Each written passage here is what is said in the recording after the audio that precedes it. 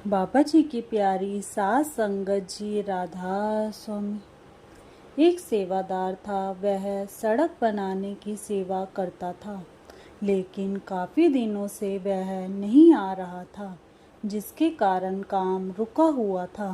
दूसरे जत्थेदारों ने बाबा जी को जाकर कहा कि उस सेवादार को बुलवा लो और सड़क का काम पूरा हो जाए।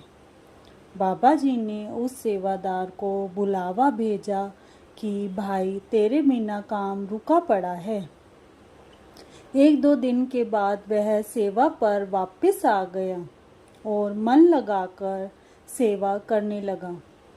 कुछ ही दिनों में सड़क का काम खत्म होने वाला था, तो एक दिन गर्म लू उसकी टांग पर गिर गई।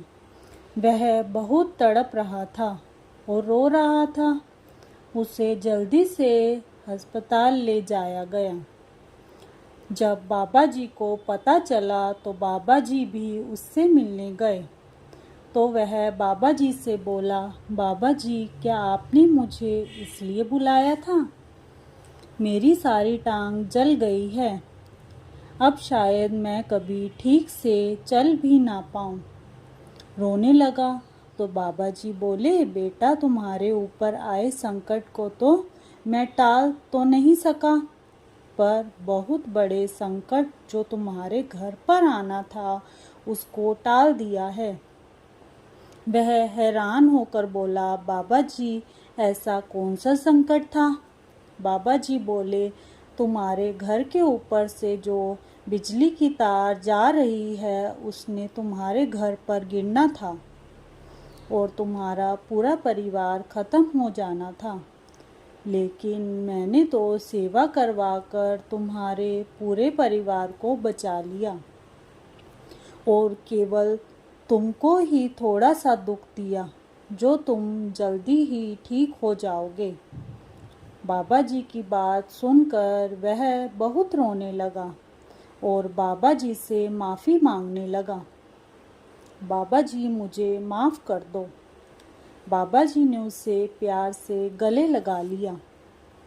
वह अपने बच्चों की कैसे संभाल करते हैं, सेवा के बदले हमें क्या देते हैं।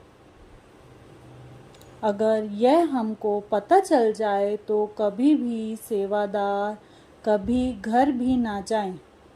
हमारे छोटे मोटे दुखों का तो हमें पता भी नहीं चलता। वह सेवादार बाबा जी का बार बार शुक्र करने लगा और बाबा जी की दया से वह जल्दी ठीक हो गया। सतगुरु के देह स्वरूप का दर्शन ध्यान करने में बहुत सहायक होता है। प्राचीन महात्मा, संत और सतगुरु के दर्शन को बहुत महत्व देते थे, क्योंकि संत प्रेम और ज्ञान के स्रोत होते हैं। चाहे उनके मुख से कोई आदेश ना भी मिले तो भी सत्संगी के अंदर सतगुरु के दर्शन मात्र से ही आंतरिक खिंचाव का अनुभव होता है।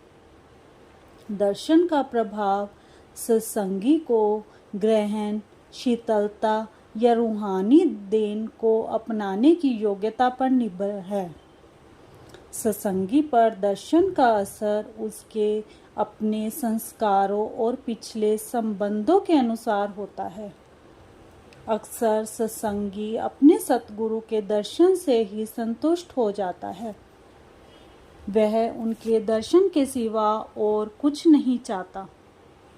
सतगुरु के दर्शन मात्र से ही आनंद प्राप्त करना एक बहुत ऊंची बात है, क्योंकि इससे पता चलता है कि सत्संगी के मन में सतगुरु के प्रति प्रेम है, जो कि रूहानी प्रगति के लिए अति आवश्यक है।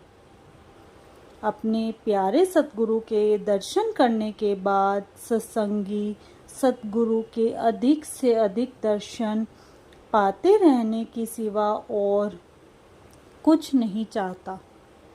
दर्शन की यह लालसा उसे अंदर से सतगुरु के समीप और खींच लेती है। इस प्रकार ध्यान के द्वारा हमारा ख्याल ऊपर की ओर मुड़ता है और हम अपनी चेतनता को तीसरे तिल पर ठहराने में सफल होते हैं। इसलिए रूहानी अभ्यास में ध्यान इतना ज़रूरी है। हमें सिमरन के साथ साथ ध्यान भी करना चाहिए। सिमरन करते समय हमें अपने सतगुरु के स्वरूप का ध्यान करने की भी कोशिश करनी चाहिए।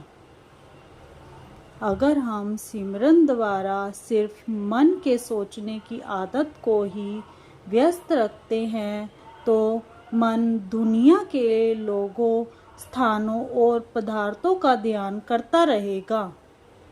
जिन भाग्यशाली जीवों ने गुरु के दर्शन किए हैं, उन्हें सिमरन के साथ साथ गुरु के स्वरूप का ध्यान भी करना चाहिए।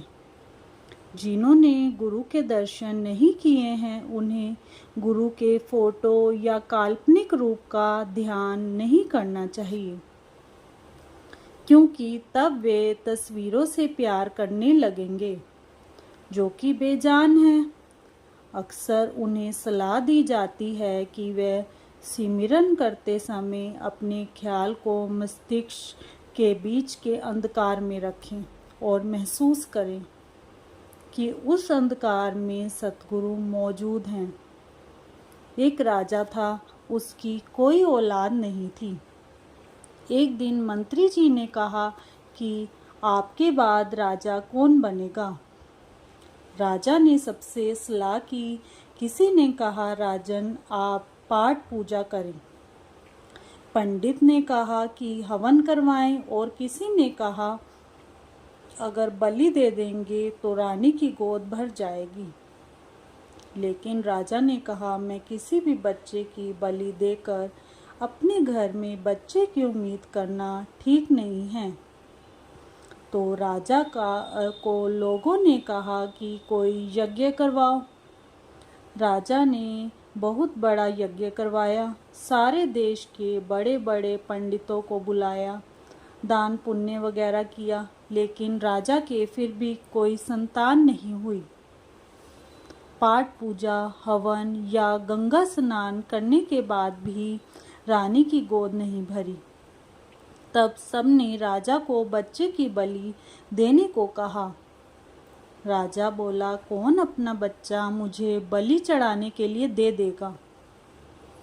तब मंत्री बोला, अपने महल के बाहर एक झोपड़ी बनी हुई है, उनके बहुत सारे बच्चे हैं, वह पैसे लेकर आपको अपना एक बच्चा दे देंगे।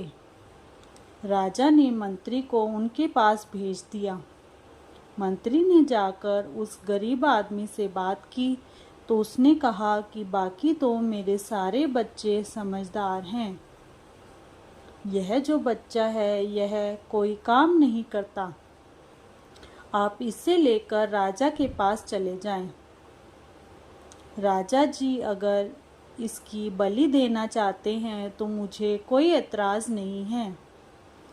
राजा ने उस परिवार को बहुत सारा धन दिया, कपड़े, मिठाइयाँ वगैरह उनके घर भिजवा दी और एक सुंदर सा घर भी भेज दिया ताकि यह परिवार आराम से अपना जीवन यापन कर सके। जब उसका पिता उसको राजमहल में छोड़ने आया तो बेटे ने पिता से पूछा, पिताजी बलि क्या होती है। पिता ने बताया कि वह तेरे को मार देंगे। जब बच्चा राजा के पास गया तो राजा ने उस बच्चे को देखकर रोने लगा और बोला, मैं अपने बच्चे के खातिर इसकी बलि दे रहा हूँ। मंत्री ने पूछा, तेरी कोई आखिरी ख्वाहिश है तो बताओ। उस बच्चे ने कहा कि मैं थोड़ी देर खेलना चाहता हूँ। तो वह मिट्टी में जाकर खेलने लगा। उसने मिट्टी की 4 ढेरियां लगाई, एक एक करके 3 ढेरियां तोड़ दी और चौथी ढेरी के आगे बैठकर उसको प्रणाम किया। वह खेलकर वापस आ गया। सब लोग यह देख रहे थे। राजा ने पूछा, बेटा यह क्या किया तुमने।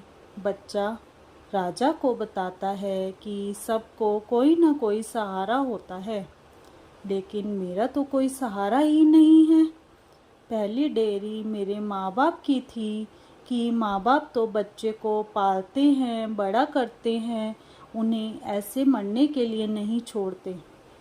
दूसरी डेयरी राजा जी आपकी थी, जो अपनी प्रजा का ख्याल रखता है, लेकिन राजा ने ही मुझे अपने बच्चे ना होने के लिए बलि चढ़ाने के लिए चुन लिया।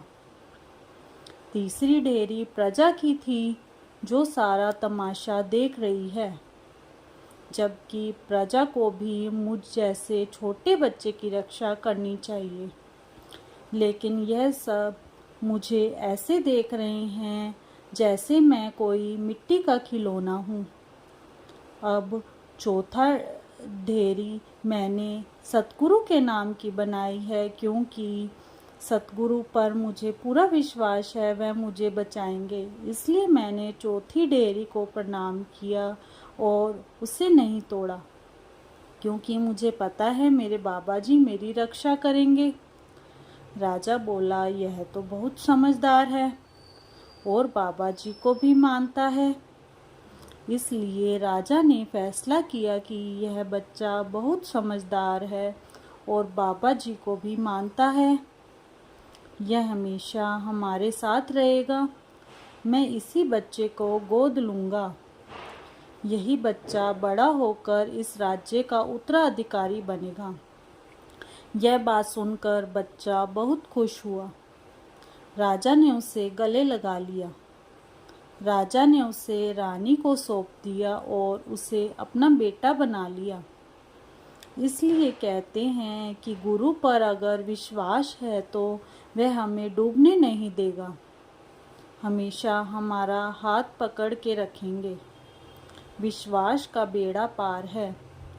बच्चा बोला, तेरी मर्जी से ही मालिक इस दुनिया में आए हैं, तू रखे या मुझे मारे, और बार बार सतगुरु का शुक्र करने लगा। राधा स्वामी।